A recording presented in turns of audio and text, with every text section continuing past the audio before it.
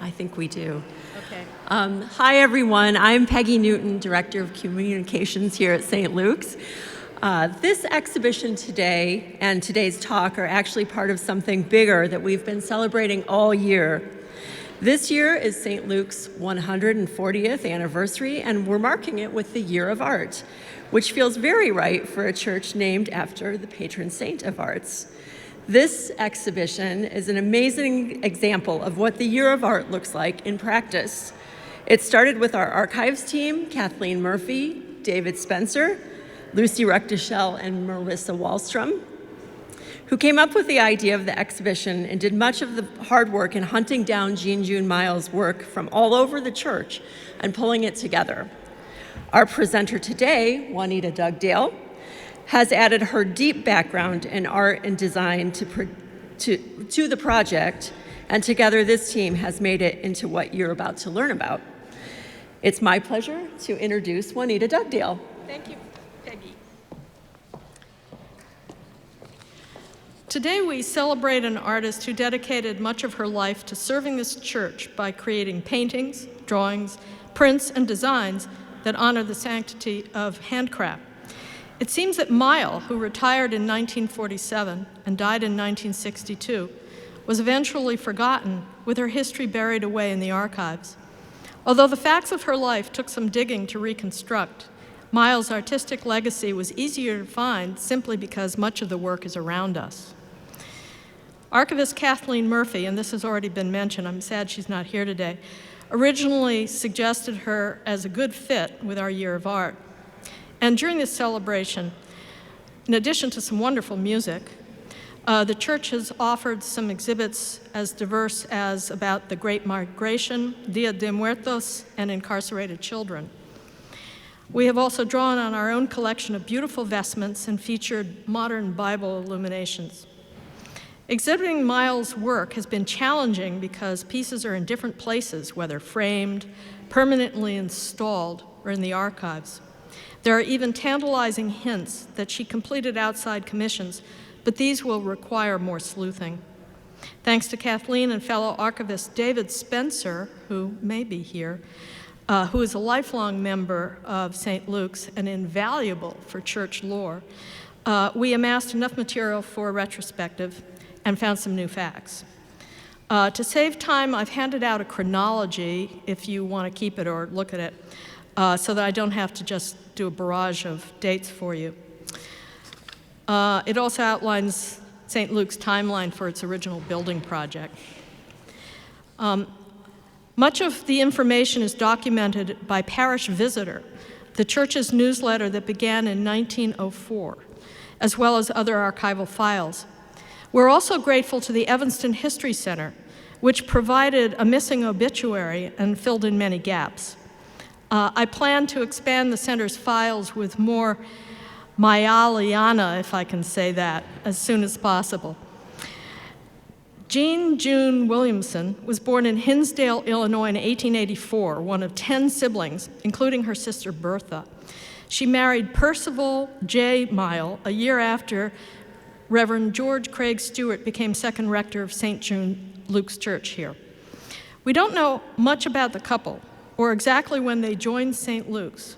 Somehow it seems predestined that Myall landed in the parish around the time that the rector starts to develop a vision for the new church.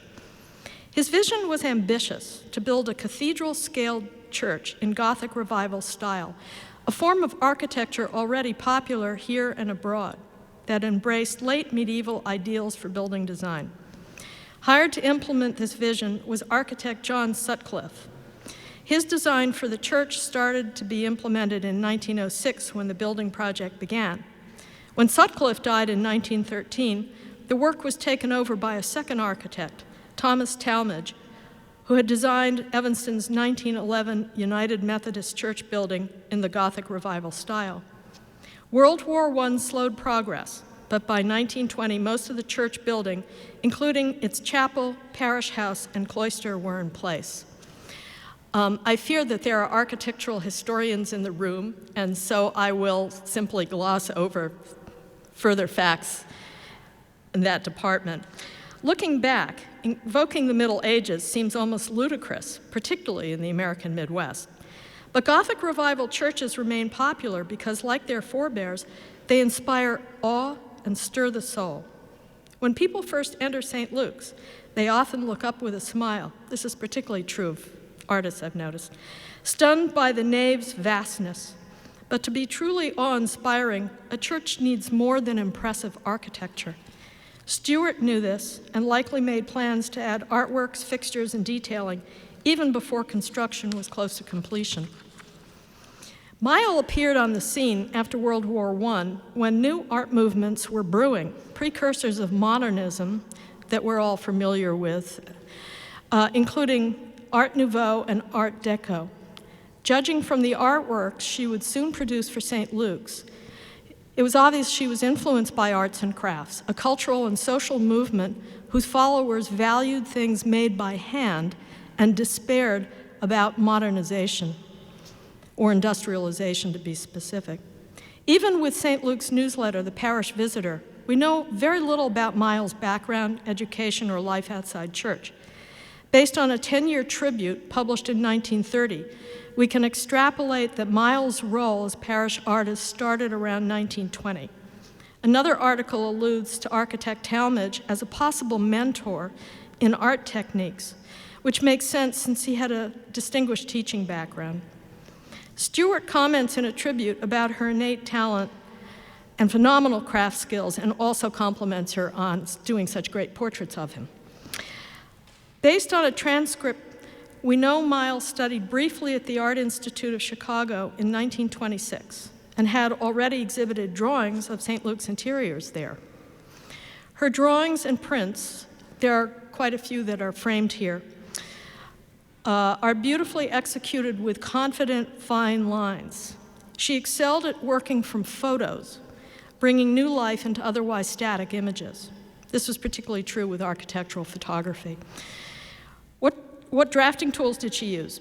In design school, and I know at least one person who had the same training as me here, our great fear was being forced to use ruling pens, and which I won't even begin to describe. They were like dental instruments. They were hard to control and old-fashioned. Myall probably mastered using them, but I suspect she used a precursor, something called the rapidograph pen, which was already being developed, which everybody tends to still use. By the late 20s, Myall had gained more experience as a painter and colorist.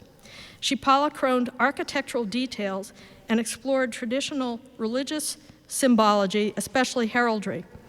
Above the sedilia, which is the set of, I think, oak seats in the back, which are ceremonial for priests, to the right side of the altar, she created a set of 4 heraldic shields.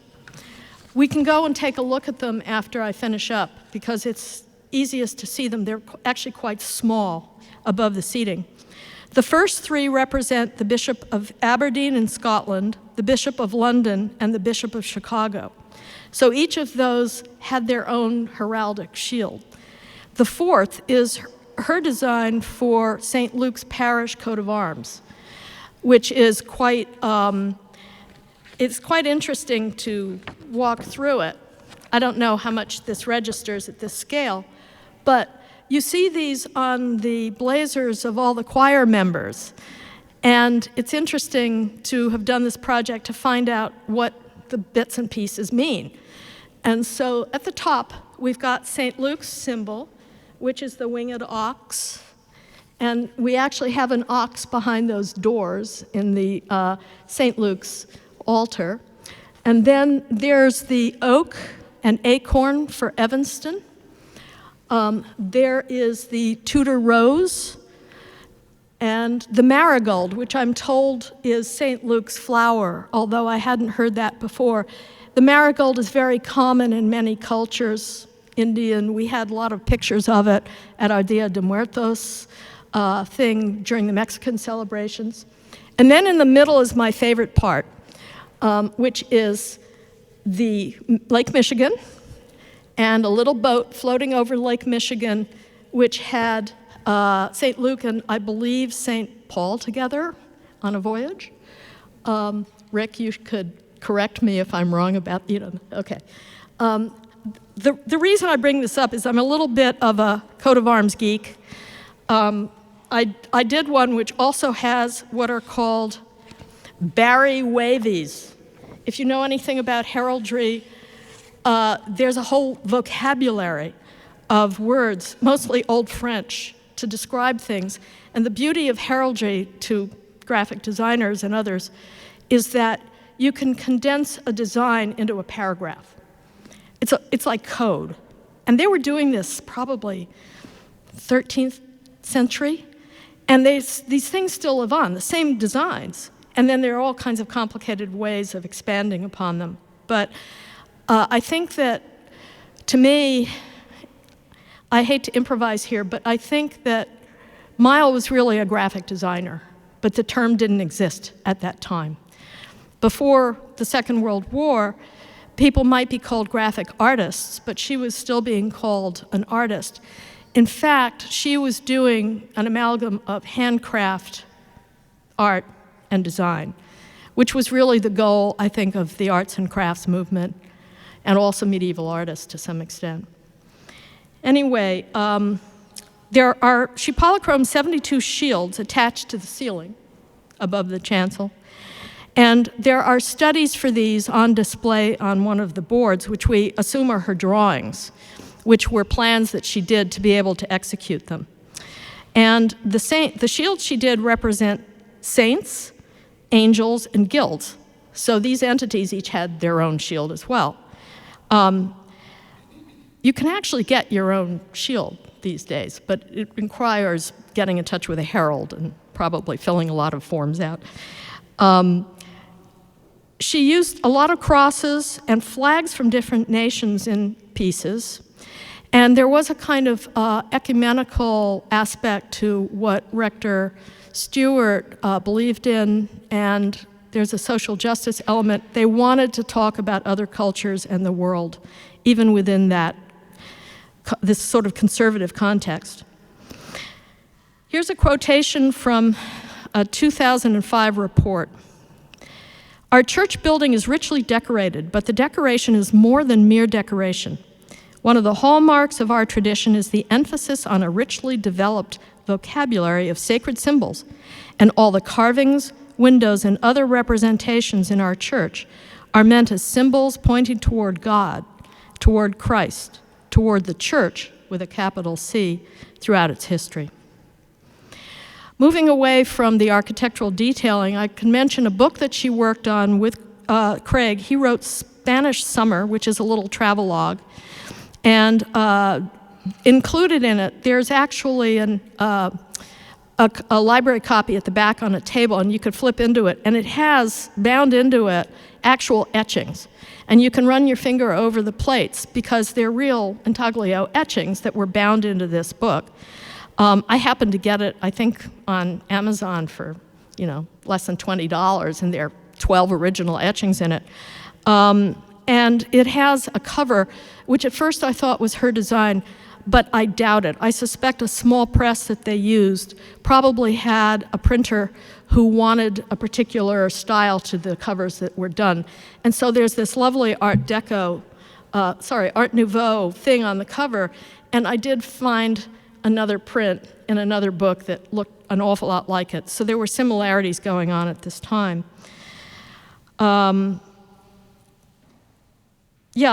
would actually look at the gallery copy because it's rare for you to be able to run your hand over a textured print.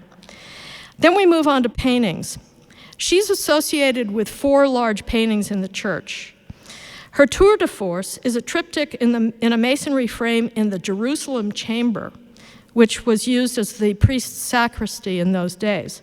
Sadly, it's off limits until our construction project is over, and we're going to get an elevator for the construction project. Sadly, it's off limits, but the room is really a remarkable expression of arts and crafts concepts, and we hope to offer future tours there. Weirdly, Myall chose a Renaissance painting as inspiration for the triptych, posing her father as one figure and Stewart as another. There is a picture of this over on the display. And Stewart is holding a model of the church to be, as they put it then, with spire, which we're still waiting for. And interestingly, the stained glass window in there, which is not by Myall, was produced by William Morris and Company in London, which closed in 1940, even though he died before the turn of the century. So that company was cranking stuff out, and Stewart obviously went and hired them. Anyway, here in the nave, there are two full-length portraits. They're flanking the doors, and we tend to not really notice them. There's Seabury on the left, Bishop Samuel Seabury, I should say, and Queen Bertha on the right. And until I came here, I knew nothing about Queen Bertha. Seabury is, of course, associated with the establishment of the American Episcopal Church in the 18th century. And I believe that Myall based his face on a portrait that is easily looked up, which shows him also looking off to the left. In this case, it's kind of interesting he's looking left because that's north, and Northwestern campus, as far as I understand it, of course, had a divinity school called Seabury, if I'm not mistaken. So there's kind of a little nice tie-in there. Queen Bertha was chosen for two reasons. First, she symbolizes the introduction of Christianity to England when the country was still pagan. Bertha was a French Christian who married an English pagan king, and she's venerated for welcoming St. Augustine to England, paving the way for the country's conversion. But in reality, Myall painted this portrait to memorialize her beloved sister Bertha, who had recently died in a car accident. Created from deep grief, the painting has a special presence. Bertha stares with an otherworldly expression toward the high altar, and it's almost like she's looking at you if you go up and look at it. Orbs float to either side, and she stands over a collection of symbols. If anybody's interested in the specifics of the symbols under both pictures, I'm happy to talk later. Also in the archives are Myall's prints, which record church events. And on the south wall, there are various cards that are about seasonal change and special feast days. And I particularly love her designs, which combine hand lettering with floral decoration into complete compositions, which was very much a sort of arts and crafts trope. And it's wonderful that children receive certificates of completion for attendance. These are really quite joyful, and there's a lovely one, I think, that has Stewart handing out the certificate. As a designer, Myall must have also realized that an abstract silhouette, which is at the end of that display, can evoke somebody's presence as much as a full portrait. So that's what we're left with possibly as a final image of Stewart. She was a valued member of the parish who seems to have been very low-key based on what was written about her in 1930. Quote, "Mrs. Myall is so spiritualized that she has given without stint 10 years of her time, talent, money, thought, and labor, and doesn't even want it mentioned. That said, Myall clearly signed drawings and prints, and in almost all cases, suggesting that she wasn't shy or unself-confident. She also gave church tours, she calls pilgrimages, a term that evokes one of Stewart's titles for A Little Journey Through St. Luke's, which was his tour guide. Sadly, Myall's personal journey was disrupted by the deaths of both Stewart and Percy during World War II. It seems that she coped by designing a ceremonial rector's chair or stall, which is in the corner back there, to commemorate Percy. Strangely, the chair is near the altar, which sits over the crypt where Stewart is buried. Perhaps Myall wanted the men to stay in touch, but her own body was laid to rest back in her hometown of Hinsdale after she died. I'll finish by quoting the tour script that we currently use and will resume after the construction is over. The features of our church can be taken altogether as strengths. They can also be viewed as challenges. A church built on such a grand scale can be perceived not only as a sacrament of the divine presence, but as a monument to the clergy, the parish, and the architects that made it to be so grand. The building is in various ways incomplete, in large measure because the Great Depression left the parish's funds depleted. The church remains a work in progress, very much like the church, capital C, and the kingdom of God. Jean June Myall was a vital part of this work in progress. She considered handicraft to be a holy calling that helps to bind a spiritual community together. She said to have followed the Gothic way. So those are my comments about her little history. And I wanted to give you all time to have a chance to see some of the works that I've talked about or the displays, if you haven't had a chance to look at them. And I'm happy to get into the weeds about some of the things related to the many, many symbols that are here. And any questions before we peel off? Barbara? Did you say there were 62? There are claimed to be 72 up there. Yes. We're talking about shields that I believe many are on the other side of the beams. So you can see them from the back. I believe so. This is not something I've explored. I'm kind of short, so I didn't really. But there are many, many studies for these things. And it seems that she really became almost obsessive about symbols. And I don't know, maybe other people don't relate to this, but I sort of do. It's kind of fascinating. I mean, you find out that I think it's St. Augustine's represented by a goose. A goose. And it's over there underneath Bertha.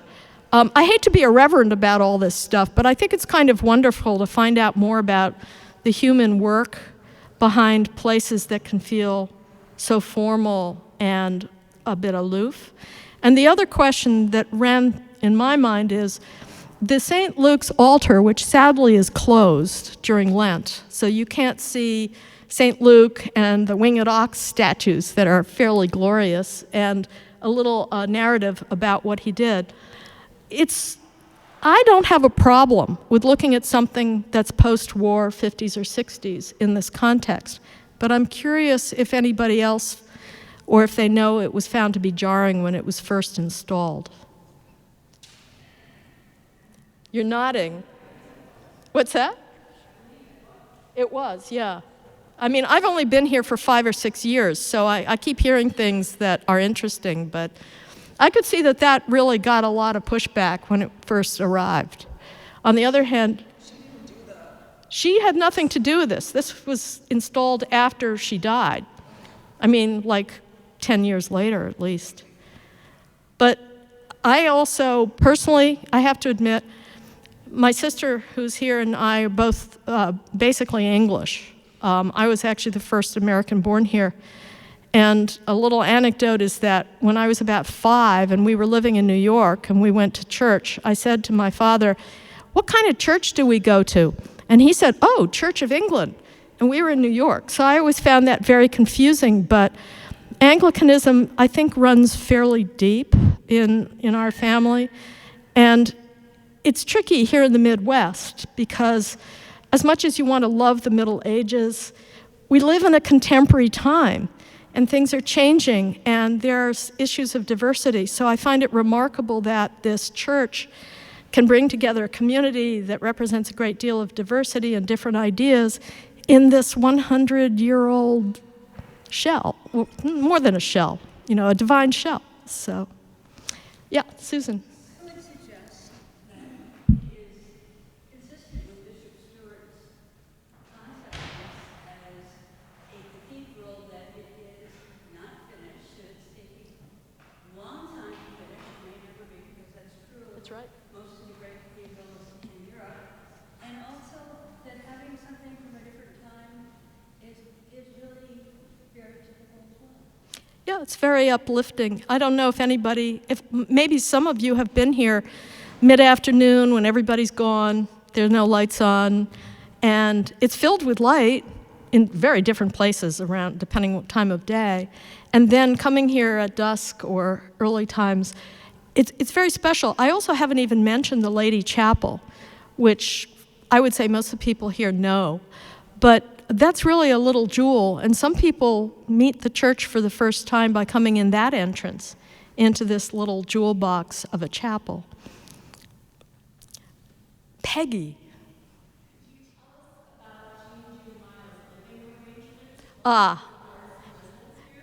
Peggy's being coy, but local parish lore is that she literally was artist in residence for a while. Now, artist in residence can be a title for somebody who does a lot of work for a place.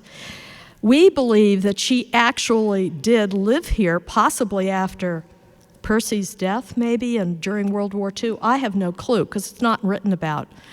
But Peggy and I explored the little studio, not little, the decent-sized studio space up near the stage in the parish house, which had its own staircase and bathroom, and looked perfectly good to me as a former person from Manhattan in terms of the size of living quarters.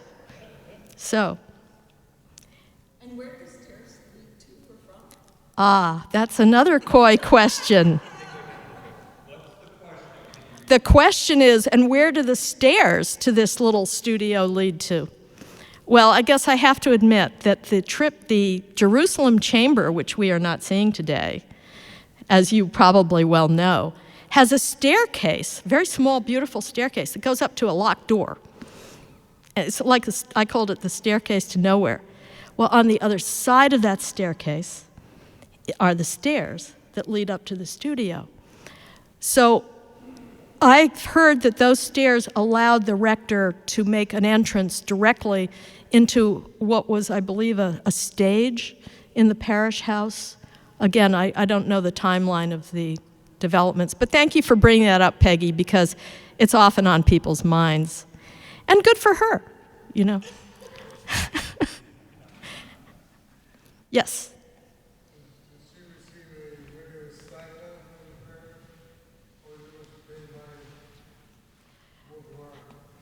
My only knowledge of how she was compensated was that in one document before she retired, probably around 1945, she's shown in a staff photo. Now, the archivists may have come across other documents, like payroll or something like that, but I actually don't know.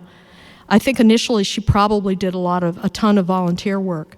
But she had outside commissions. So I should mention that the one that seems most important is a reredos for First Presbyterian Church in South Chicago. I've had very hard time getting anything other than a black and white Xerox that's on the display. But what's fascinating about that work is that she seemed to drift a little bit away from Gothic revival and looked to do something that was more like Art Deco, which is what you brought up way back. So I think there was some room for other styles in her life, but this was what she was comfortable with. Barbara. Was it somewhat radical for a female artist to be working in a church? Are there other examples from that time or earlier? I'm not enough of a historian or an academic to be able to answer that with any clarity, but I did find a book which was about women who worked in the arts and crafts movement. And I suspect that it was a very sympathetic role for women who could do handcrafts at home. I think suddenly there was more respect for people doing handcraft work. And I think that she had enough confidence and, state of mind to almost collaborate with Stewart, because she did so much work. And he let her run with it, or she was very obsessive about getting so much done. So it's kind of fascinating in terms of, I don't know of a particular instance that's quite like this. This was not about selling work through a gallery. Yeah? As a follow-up, I'm just wondering, because St. John the Divine in New York City has an artist in residency program. Yeah. I was wondering Well, I'll tell you the bit I know about St. John the Divine. This is full disclosure. My husband was a master mason to a cathedral in Portland, Maine. So I have a little bit of a feel for that milieu. And for a while, I was researching architectural inscription, which is cut lettering in stone. It's kind of a little bit of an arcane theme. But I did encounter, have you ever heard of Simon Verity? Simon Verity was the master mason for St. John the Divine, and he was the one who set up the workshop in Harlem to train kids to carve stone and to work on cathedral projects. Unfortunately, it fizzled out, but I think there may have been a tradition of that kind of thing. It was affordable labor, and if you could train craftsmen, it gave them a skill and a vocation. And so I think they probably did have workshops like that all along. I don't know if anybody else is really into the cathedral world, but Simon Verity was a hoot. He looked like a scarecrow, and the first time I met him, he was covered with stone dust, and he was running down one of the aisles. And he said, "Oh, I just polychromed the portals outside." I just thought, well, that's kind of nervy. And it turns out that he came from a lineage of cathedral carvers from France. And I went out there, and they were pastel. And then I guess he decided he didn't like that and hosed them down. I mean, this is really hands-on with church and cathedral work, which is something I love. So anyway, thank you very much. I don't want to deprive you of looking around.